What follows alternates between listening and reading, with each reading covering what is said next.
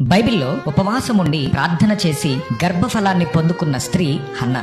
ఈమె ప్రవక్త అయిన సమూయేలుకు తల్లి. హన్నాకు సంతానం లేదు, ఆమె గొడ్రాలు. హన్నాకు కలిగిన దుఃఖం ప్రార్థించటానికి ఆమెను ప్రేరేపించింది. పిల్లలు పుట్టడం ఆలస్యమైతే నీవే కారణమంటూ ఒకరు, లేదు నీవే కారణమంటూ మరొకరు తగువులాడుకుంటూ కుటుంబంలో శాంతి సమాధానం కోల్పోయే భార్యాభర్తలకు హన్నా జీవితం గొప్ప మేల్కొలుపు. హన్నా బహు దుఃఖాక్రాంతురాలై దేవుని సన్నిధికి వచ్చి బహుగా ఏడుస్తూ తనకున్న అక్కరను దేవునికి తెలియజేస్తుంది. తనకు ఒక కుమారుణ్ణి అనుగ్రహించమని దేవునికి మొర్ర పెడుతుంది. దేవునికిని మనకును గల వ్యక్తిగతమైన సంబంధాలే మన ప్రార్థనలకు జవాబును తీసుకొస్తాయి. హన్నా ఆయన ఏమై ఉన్నాడో గ్రహించగలిగింది, ఆయన ఏం చేయగలడో కూడా గ్రహించగలిగింది. హన్నా చేసిన ప్రార్థనలో స్పష్టత ఉంది, కుమారుణ్ణి అనుగ్రహించమని. హన్నా దేవుడు తన ప్రార్థనకు ప్రతిఫలమిస్తాడని విశ్వసించింది. తాను చేసిన ప్రార్థనకు దేవుని నుండి సమాధానాన్ని కూడా పొందుకుంది. శ్రేష్టమైన బహుమానాన్ని దేవుడు అనుగ్రహించాడు. హన్నా తన కుమారునికి